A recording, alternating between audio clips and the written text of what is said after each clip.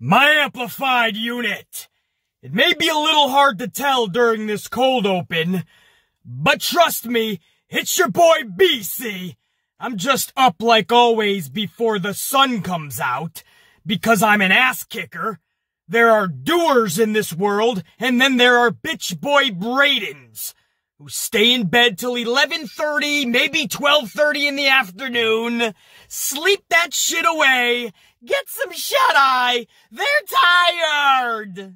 They want some sleepages. And then there are people that are up at 4 a.m. devising plans to get them to the next level, whooping that ass, taking care of business, elevating themselves and others. But that's another story.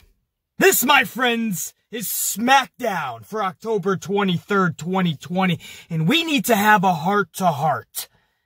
As the sun hopefully continues to rise and you can see me a little clearer for the actual review, for the cold open, we need to have a heart-to-heart. I am a wrestling fan through and through. No matter what label you want to give somebody like me, a critic, journalist, analyst, asshole, because I critique it and dissect it so vividly.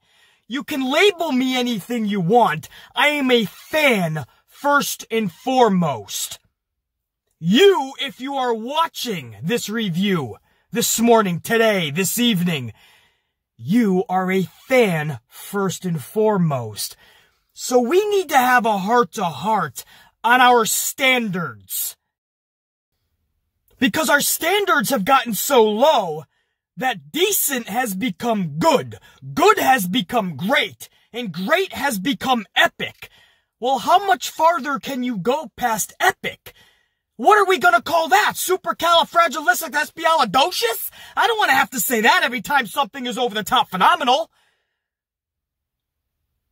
But I'm starting to see this more and more, especially lately in pro wrestling. We've been so deprived of good shows, good segments, for the better part of 10 years. I mentioned this with AEW's review this week, in the MJF Chris Jericho segment.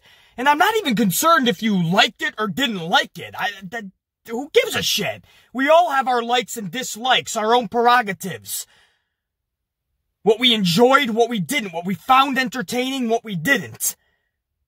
Some people like pepperoni on their pizza. Some people don't. Some people put mustard on their ham and cheese sandwich. Some people put mayonnaise. I'm a mayonnaise kind of guy. Some people sleep on their stomachs. Some people sleep on their backs. It's your own prerogative. But the standard that we have hit, if you go back and look at the feedback of that Chris Jericho MJF segment, that 5-minute musical, that 5-minute Broadway stunt, people were calling that phenomenal. People were calling it brilliant. People were calling it epic. The truth is, it just wasn't. And again, doesn't matter if you enjoyed it or not. If you were entertained, that's awesome. It was not epic. Factually, it just wasn't brilliant. They took a song that was already in existence. They changed up some words, and they did a dance number to it. Absolutely hard work goes into it. If you saw that review, I told you how Jericho came out after the show and informed everybody that they just rapped past 2 a.m. That's how much they were busting their ass. The tape got over to TNT 22 minutes before airtime. That's busting their asses. And as I said in that review, how can you not respect that? Even if you didn't like that MJF Chris Jericho segment, you gotta respect it. Because the work that went into it, the risk, the chances that were taken, the originality in it. Badass. Epic. Brilliant. Phenomenal. The problem is, when shit happens in pro wrestling that is actually epic, brilliant, and phenomenal, well, it's the boy that cried wolf. Who's going to believe you now? You're calling a 5-minute musical stunt epic in pro wrestling. BC, it's just words, man. You're taking it out of context. Am I? Because there was a time where "this is awesome" had value to it. Then we started saying it for every fucking Tom, Dick, and Harry. Every Luigi Lugnuts and Fuckwad Fred match got a "this is awesome." Every Danny Dipshit Dugenheimer got a "this is awesome." Our words carry weight, and if you keep saying it for every little thing, for every segment, for every match, for every character, it's no longer going to hold weight or stock. The words that I was seeing, I could get, hey man, I enjoyed that MJF Chris Jericho segment. I could get that. I liked it. I was entertained. Even if you want to use the word great, I don't see how it was great, but I'll give you it. But then you start using the biggest words you could use to describe anything. Amazing, phenomenal, epic. Where do you go from there? Supercalifragilisticexpialidocious would be the only thing I could think of, and I don't want to say that. Calm yourselves down. Brings me to last night's show. They put together some decent shit. Absolutely. That does not mean it was a good show by any means. If you enjoyed it, that's your prerogative. If you thought it was entertaining, that's your prerogative. And even if you found that this was a good show, that's your prerogative. You have that right. I will give that to you and not put you down for thinking it was a good show. That's your thought process, dude. But the words I was seeing last night was great and awesome and etc. That was a great show last night. That was an awesome show last night. Why? Because Bianca Belair finally got airtime for 90 seconds? Because Shorty G is no longer Shorty G? Was it Law and Otis? And all of a sudden, JBL has power to make matches? Was it the fact that you got Buddy Murphy and Seth Rollins in a damn good match and nobody stopped to think, why are we getting that before a pay-per-view? Murphy and Rollins have been involved in a multi-month storyline, right? Messiah, disciple, teacher, student. You thought this was going to end in an awesome, amazing pay-per-view caliber match because Rollins and Murphy can put on such. And they invested all these months into the two. But no, you got that match in its entirety. No schmozzery. A definitive winner. Nearly 20 minutes. You got it during the middle of a Smackdown on FS1. Not even on Fox. Not even in the main event slot, which was reserved for Jey Uso and Roman Reigns. You got it in the middle of a Smackdown on FS1 where a lot of people were probably not even fucking watching. And that's where you got Rollins and Murphy. But everybody just wants to watch the match and go, amazing! Then there's fucking people like me who dissect this shit because we want to make it better. I don't dissect it just because I have thousands of people the next day that depend on the review. I don't dissect it for my own fucking health, because Lord knows, we're probably taking years off the fucking life reviewing this bullshit. I review it because I love pro wrestling and I want to see it get better. I want to make it better. If my voice can make even the most littlest of impacts, an impact is an impact.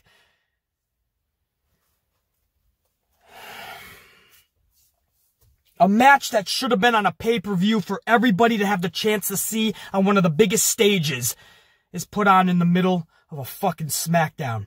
And I'm supposed to now come in front of this camera and recite what I saw everybody else saying. This was a great show. It was awesome.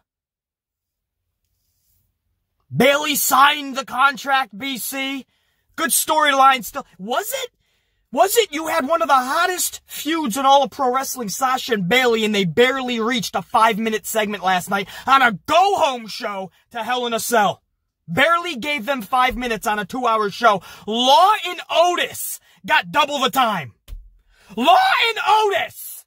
But BC, it was comedy, man. It was fun. No doubt. I didn't even mind it. You're not getting my point. We've lowered our standards to the point where now decent has become good and even great. And when you do that, there's a point in all this. Trust me. When you do that, you are telling the old man in Stamford and all of his cronies that what they're doing is okay. See? We're producing great television. What do we have to change? You may think you're doing things correctly by finally putting Bianca Belair on TV, by finally having Chad Gable get rid of Shorty G, and etc. But if you're not paying attention to the details within these aspects, you are going to fail going forward. So while everybody's giddy about what they saw last night, what I saw was no potential future for any of them. Just because Gable's back to Gable, if you're Vince McMahon, your name could be Andre the Giant. And you ain't getting shit, dog, going forward.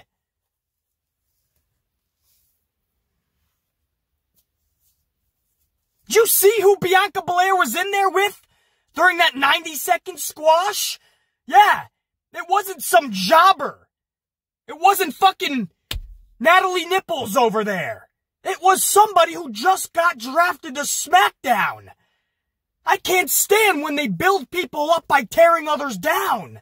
BC, what do you expect, man? I mean, they have to have somebody in there to get squashed. A fucking jobber if it's 90 seconds. It's not gonna move the needle on the pendulum any farther which way.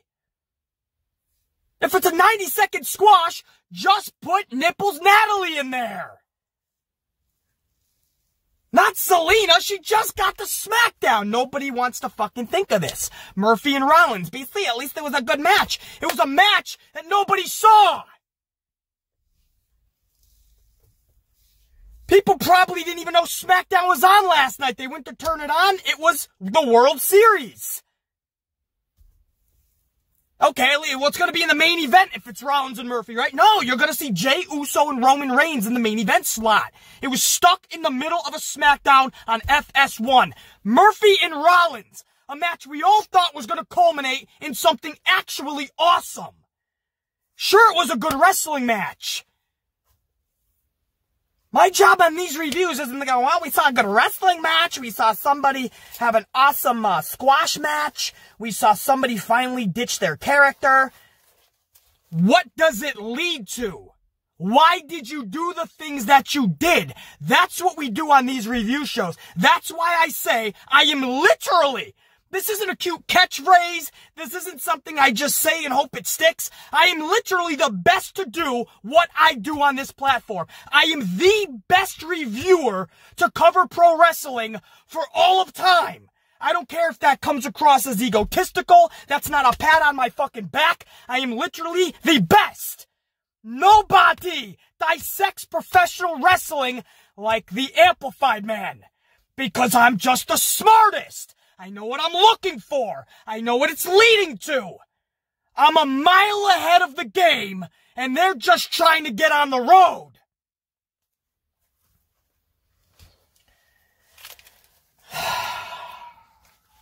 So again, this was actually a decent show.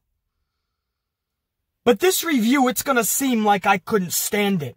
It's gonna seem like a lot of ranting, because what I did for this show was I dragged out the little details that the old man in Stamford refuses to show attention to. I drag them out. I illuminate them. I put the spotlight on them. So it may sound like ranting, and it may sound like I couldn't stand the show when I'm just telling the truth, man. And if you can handle it, buckle up, grab your fucking mocha fraps, and enjoy the ride. If you can't handle it, this is where you need to exit this review. I promise you, there's 100 other people that try to review pro wrestling. Some successful. Some have been doing it even longer than me. Fucking, they got the subs and they're fucking rocking. Go watch them. Contribute to them. Add on to their empires. The realest motherfucker has business to conduct. If you can handle it, you can stay a part of the Amplified unit. If you can't, you need to hand in your Amp unit membership. And you need to walk away now. Because we can't allow bitch boy Bradens. Macy, you're being too critical! You're so mean, BC. It was a decent show. It was a good show, BC. It was a great show. It was an awesome, it was an epic show, BC. No, the only thing epic would be your stupidity. Because that's on another level.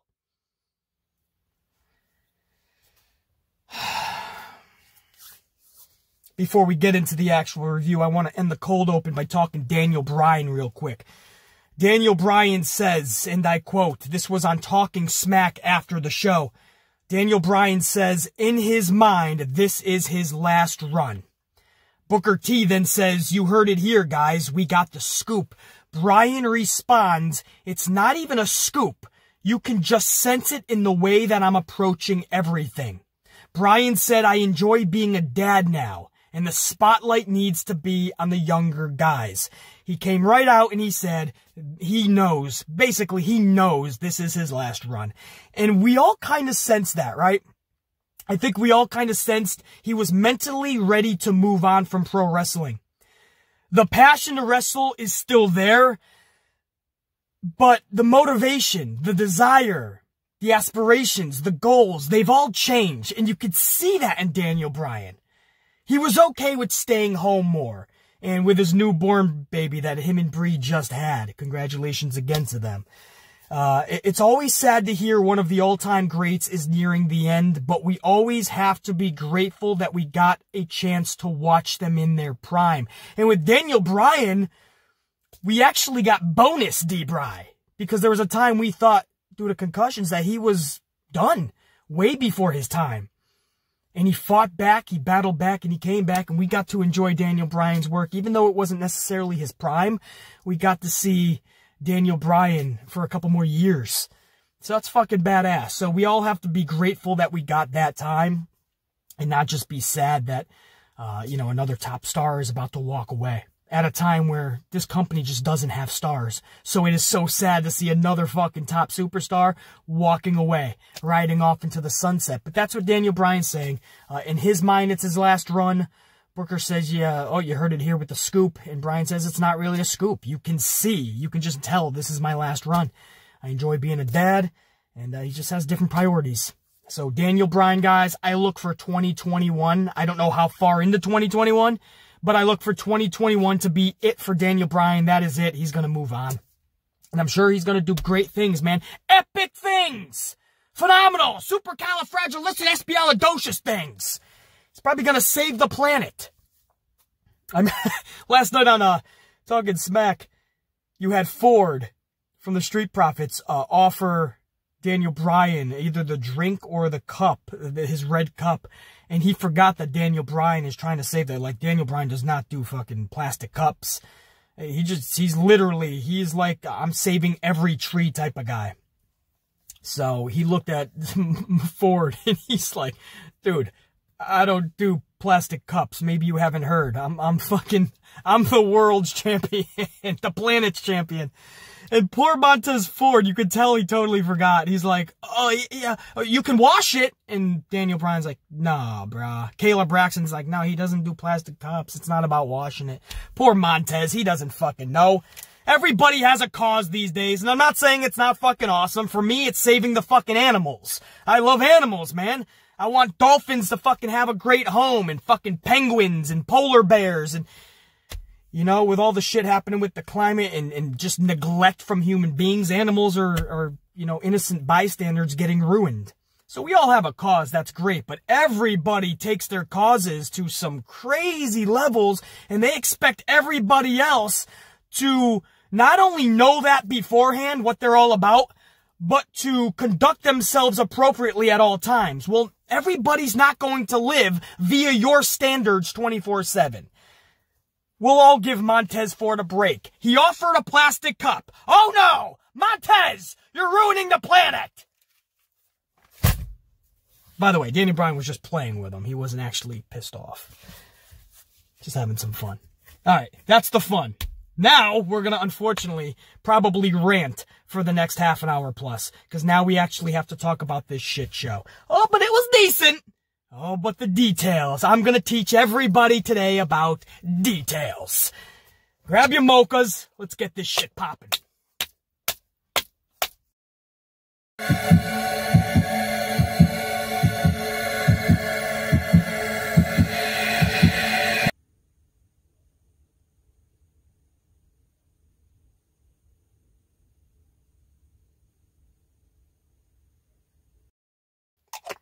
Red team, go! Now we start the show with the KO show. Guest Daniel Bryan. Bryan talks about changes that need to be made to Smackdown, including the IC title, the Intercontinental Championship being defended every week. I like that idea, to be honest. To me, it's going to add more prestige than what's definitely there already, or non-existent with every fucking championship in WWE. This is a no harm, no foul situation. You know, back in the day with WCW, there was a TV championship? I think it was called the TV title. And it seemed like it was defended every single week. It's the TV title. And to the Ant-Man growing up, that title was just as significant as the World Championships. It's, to me, what makes the TNT Championship in AEW significant. The fact that it's defended nearly every week, if not every week. So I don't mind this concept at all, to be honest with you. And I'm a big fan of continuity, so I like how Sami Zayn later in the show, I think a couple segments later, Sami Zayn confronted D-Bry backstage as it pertains to that IC title being defended every week. And Zayn was much opposed to the idea. And he's talking about how in order to make that title prestigious, it can't be defended every week. Again, I have a different take on that. I think it should be. I think that would make it better, more prestigious. But I like how Sami Zayn, because he's the champion, because he's a heel, he doesn't like this idea at all, because that means he's got to defend it every week. How long is that going to last? He knows it. So I do like the little friction between those two. And you start to think, hey, maybe Daniel Bryan's going for a singles championship during his final run. But then, right, that was later, Sami Zayn and him, for continuity purposes. But let's go back to the start of the show with Daniel Bryan as a guest on the KO show. You have Owens, out of the blue, start talking about how he and D-Bry would be a great tag team. You could put Randy Orton and Drew McIntyre together, it would be a great tag team. Braun Strowman and Keith Lee could be a great tag team. What is your point? Put Roman Reigns with Lance Archer. I'm sure it'd be a great tag team. You just throwing individuals together for what purpose? Daniel Bryan does not need to be in another tag team. And Kevin Owens has been used so nonsensically the whole past calendar year, the last thing he needs is to be in a tag team. The moment those words were uttered out of KO's mouth, that he and D-Bry would be a great tag team, out comes Robert Roode and Dolph Ziggler, then the Street Profits, then Shinsuke and Cesaro, and then we have 8 dudes in a senseless melee. Which we all know what it's setting up, because this company doesn't have a creative bone in its skeletal structure. And sure enough, back from commercial, we have an 8-man, 4-team circus sideshow on our hands. The most uncreative thing you could possibly do is throw a shit ton of dudes in the ring together and say, go! And then we watch them stumble over one another for the next 20 minutes, setting up one spot after another, and no-selling everything. And all the while, our interest remains at 0 on the bullshit meter. And furthermore, we had an 8-man tag Monday with Retribution. We had an 8-man tag last night. Isn't Survivor Series in just a few weeks? I could have sworn Survivor Series is in a few weeks, where they usually have traditional 4-on-4 and even 5-on-5 matches. So the plan here, what I'm gathering, is that the plan is to run these 8-mans into the ground, so when Survivor Series arrives, we're all comfortably numb. We are all comfortably numb. That's the plan.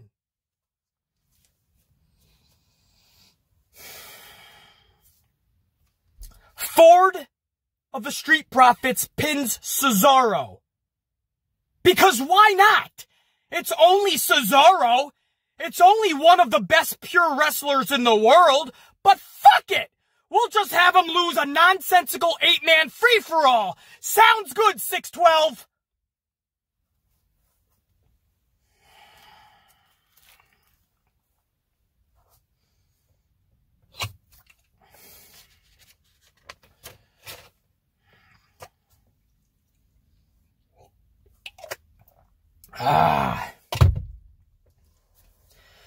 Bianca Belair then annihilates Zelina Vega.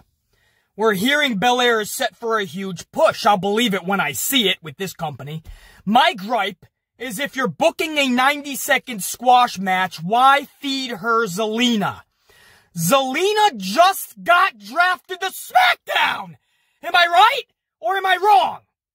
I could have sworn Zelina Vega just got to SmackDown. Why is she losing a 90-second fucking match? Put Natalie Nipples in there and let's do the thing.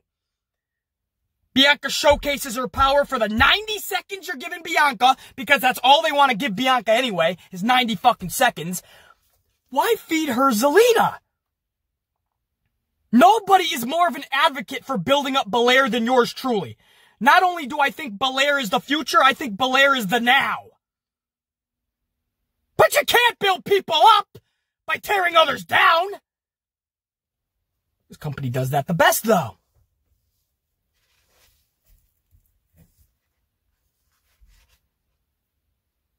How about Shorty G?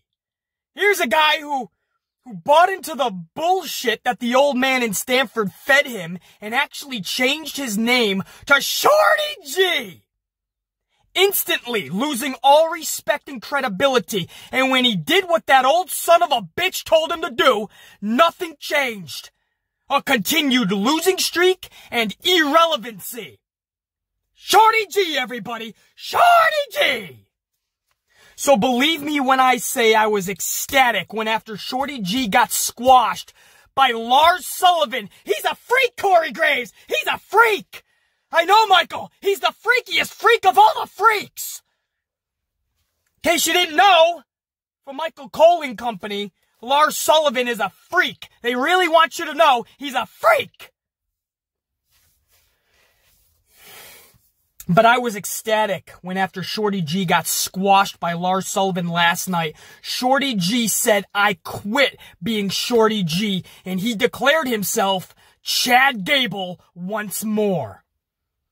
I'd say long overdue, but this guy, we're talking about Olympics. We're talking about pound for pound a pure wrestler of wrestlers.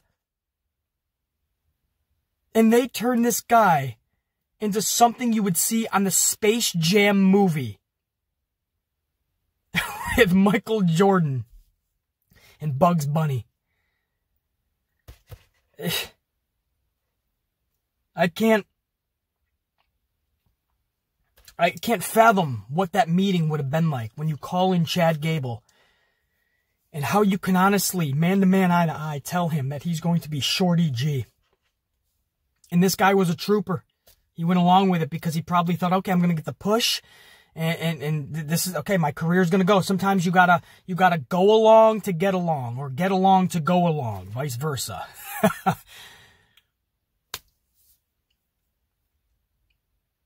And he did it. He did it all. And he became even more of a fucking joke than what they were making Chad Gable.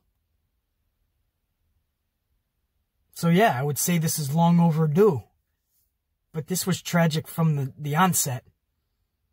If you really want to make it up to Shorty G, Shorty fucking G, it's going to take me a long time to not even look at him like a fucking Shorty G now. That's what I mean about ruining a character. See that? I'm still calling him Shorty fucking G. That's how tragic this was. If you really want to make it up to Chad Gable, you better book him to the best of Chad Gable's abilities, which are to the moon.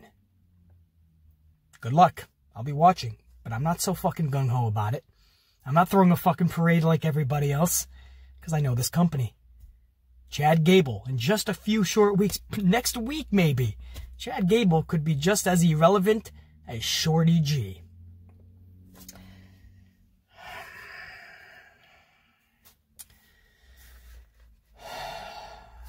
Bayley and Sasha Banks are next. Bayley continues to refuse to sign the Hell in a Cell contract, so Sasha forces her to, putting Bayley's dome piece through her chair and applying a submission. Bayley signs the contract, and this effectively does what was needed to be done, but could we not have dedicated more time and creativity to this? The whole segment was barely 5 minutes. One of the hottest feuds in all of pro wrestling gets 5 minutes on your 2-hour go-home show to Hell in a Cell? Nobody finds fault in this.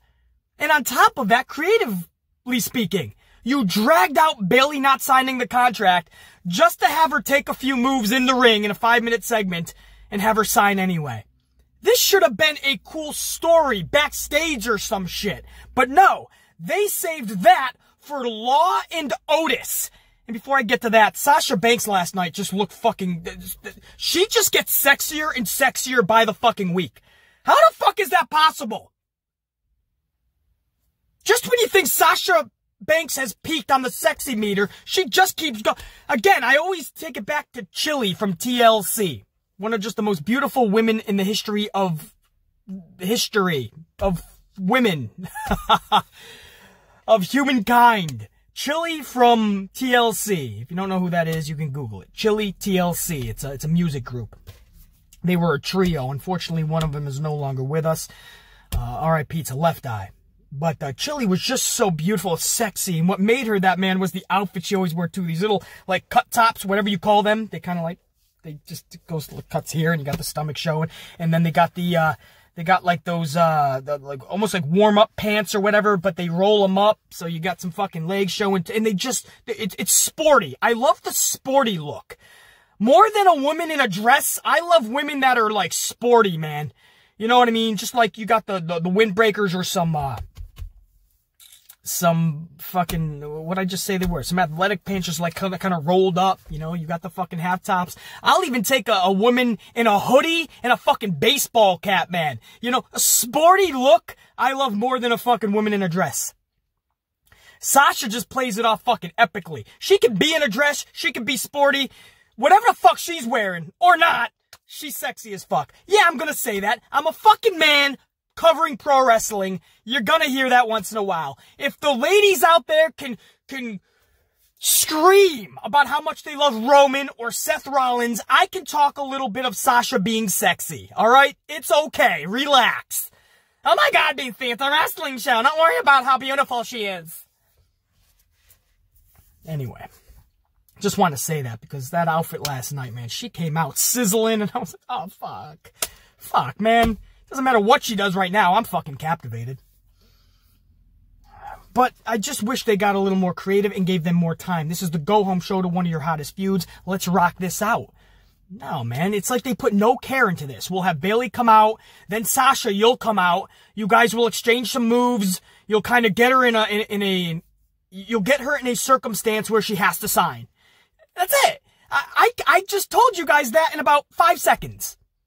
Imagine being a billion-dollar conglomerate company who makes these decisions on a global scale, and that's what you come up with, some 5-year-old bullshit. Literally, a kid could be in kindergarten writing this out in his fucking crayons and washable markers. Which is probably 6'12". He just got out of school and he's going to his fucking day job now, his fucking night job. Created for WWE. We have Law and Otis next, involving the legal proceedings between Otis and The Miz. We have a bailiff in Ron Simmons, and we have a judge in JBL, including a surprise appearance by Teddy Long. I forgot what the fuck he even was, but Teddy Long was even there.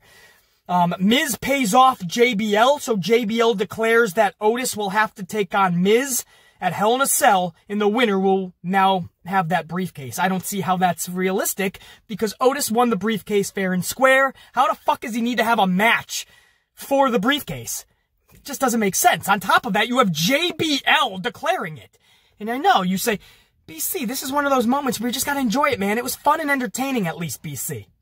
I agree. Absolutely. I mean, there was portions of that where I was just like, at least they're trying something. They're getting creative, and it's fun. It's okay to have fun once in a while. So I'm not bashing this like you may think I would, like a Shorty G angle, or seeing Zelina Vega just get fucking tossed to the wolves on her very first night on the show. Or 8-man fucking shmoz fest matches. Or Owens tagging up with Daniel Bryan for some fucking odd reason. To form a super team. Because that's what Vince does when he doesn't know what to do with them individually. We don't need super teams. We need individuals to be individuals, right? We don't need everybody to be a bitch boy Braden like LeBron James and have to go and try to create super teams just so he can get a championship. No, we need people like Michael Jordan, who's willing to be that guy, surround himself with some role players, and collect championships the hard-earned way. We need more Michael Jordans in the world, less LeBron Jameses. So no, I don't need to see a super team between Daniel Bryan and Kevin Owens, or Randy Orton and Drew McIntyre, or Keith Lee and Braun Strowman. But all of that shit that I can depict the details out and crush them because they're non-existent or absolutely atrocious. Law and Otis, I'm not gonna bash, actually. There was fun in this. But I do have to call out the nonsensical bullshit in it. And in this case, it's where they go from here. Why was it done in the first place, putting the briefcase on Otis, if you actually didn't have a plan? Or if you were going to change your plans so quickly? So, why did you do what you did, is my issue. Now, where are you going forward with all of this? Even if you want to take the briefcase off of Otis, which it looks like is what they want to do, now you're what? Gonna give it to Miz? So now Miz is going to beat Roman Reigns down the line? Or if The Rock takes it from Roman Reigns at WrestleMania, Miz is going to take it from The Rock? Either way, The Miz is a future champion, or The Miz is going to fail in his cash-in. Is that any better than Otis? So I question the bullshit and why you even put it on Otis in the first place if you never had a real plan, or if you were going to change your plan so vividly and quickly. That's my first issue. And my other issue is where we now go in the future, because none of this looks appealing. Knowing how WWE books shit and people and segments and matches in this briefcase lately, what is this really leading to? The Miz is going to take the briefcase and do what with it? Is he really cashing in? And if Otis keeps it, when is Otis cashing in this motherfucker? Is he really beating Roman Reigns? Because that calendar year is going to come up quick after WrestleMania. I think it's a month or two later. That's it. Maybe 1 month after WrestleMania. That's the calendar year. Otis is going to have to do something with this. Or The Miz. Better hurry the fuck up. So yeah, man, I might be the only one in the community that's not just going to say, this was fun, and then we're going to move on. No, I have to call out the BS. Because there's a plentiful. Seth Rollins versus Murphy is next. So all of these months and this whole deal with Rollins and Murphy was to get us to a match in the middle of Smackdown. And I'm talking about a full-blown match. Nearly 20 minutes with a definitive winner. Rollins beats Murphy with a stomp, and that's it. We literally do not need to see this ever again. Trust me, it was a good match. No question. But that was your payoff. All of these months of Murphy with Rollins, and there is your payoff. It's in the middle of Smackdown, not even in the main event, because that again was reserved for Roman and Jey Uso.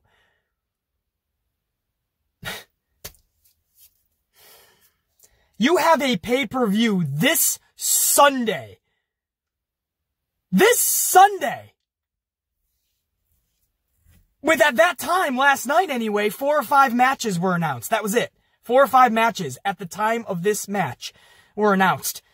So you could still have another 3 to 5 matches if you so choose. In fact, you're going to at least need a couple, 2, 3 more.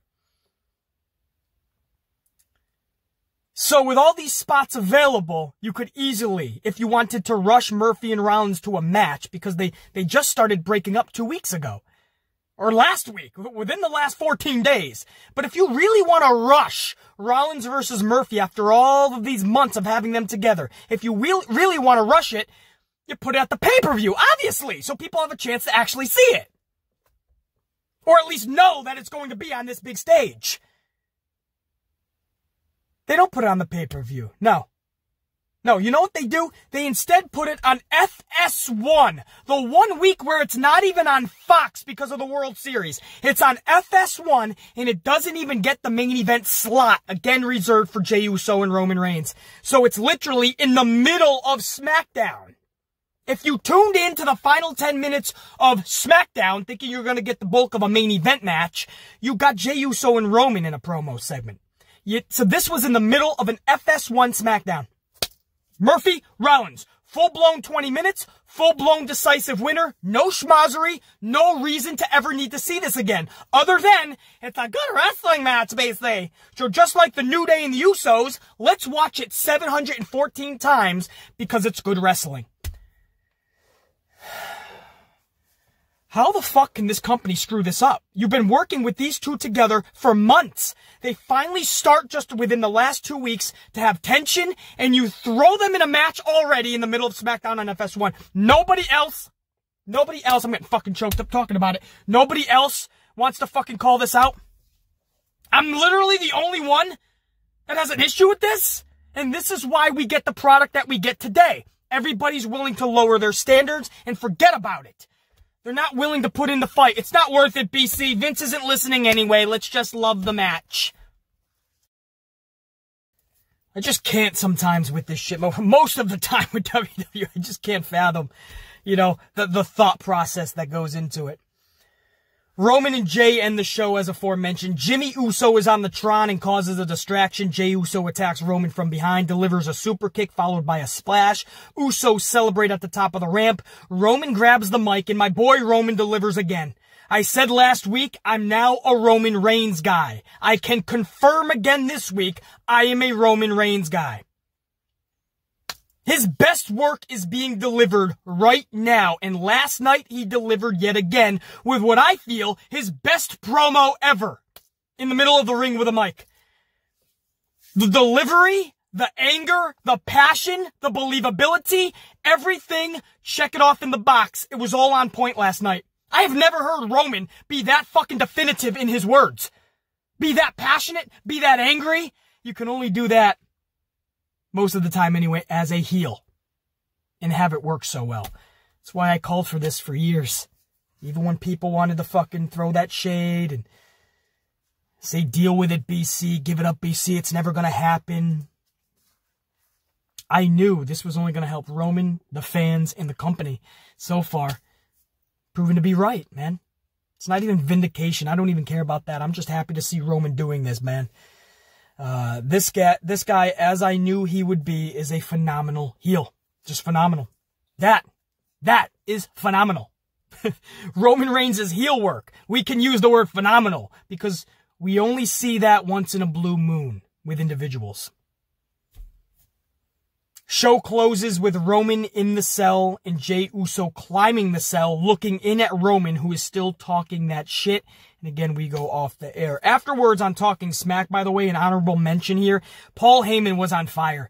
Paul Heyman was the first guest on Talking Smack, and he carried that show for like 10 to 15 minutes. He was like the whole first couple segments, and he was Paul Heyman being Paul Heyman, dude. And if you just listen to his words, he could literally sell ice cream to an Eskimo.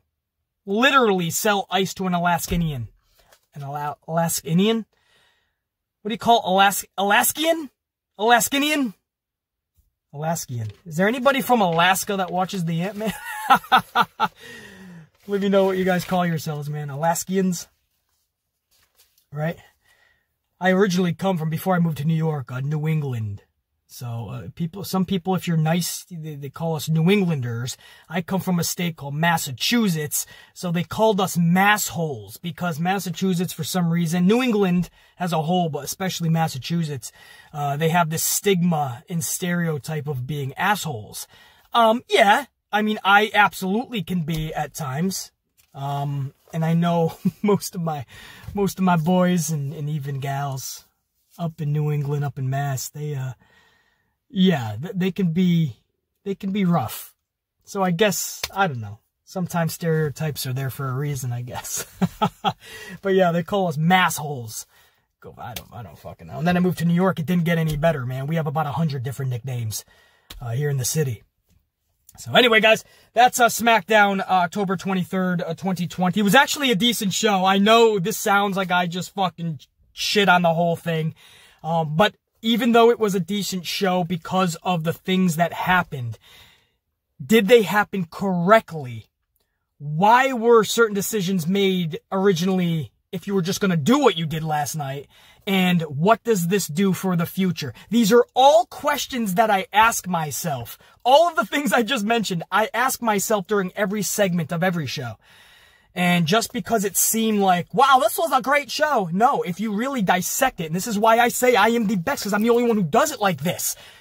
When you truly do it in a factual way, you see how many holes are in the game. And I do this, guys, for the future. Because I want to see professional wrestling better. WWE as a company better. And if I know that the future is not going to, just because you saw some good stuff last night, because there's so many holes in the game, because the details are not being looked at, this is not going to translate to anything going forward. And that's what sucks. That's what's sad, because this is a false hope for people. Oh, we got a good show last night, they're saying. So hopefully this is a start of something good going forward. No, I'm telling you, I just gave you fact after fact after fact as to why you should not get your hopes up. Because even next week, because of all these holes, you're not going to get a good show, man. You're just not. It's not going to be consistent. Until they tie up their loose ends, until they get their holes filled. Okay, that sounded way too fucking kinky, but you get what I'm saying.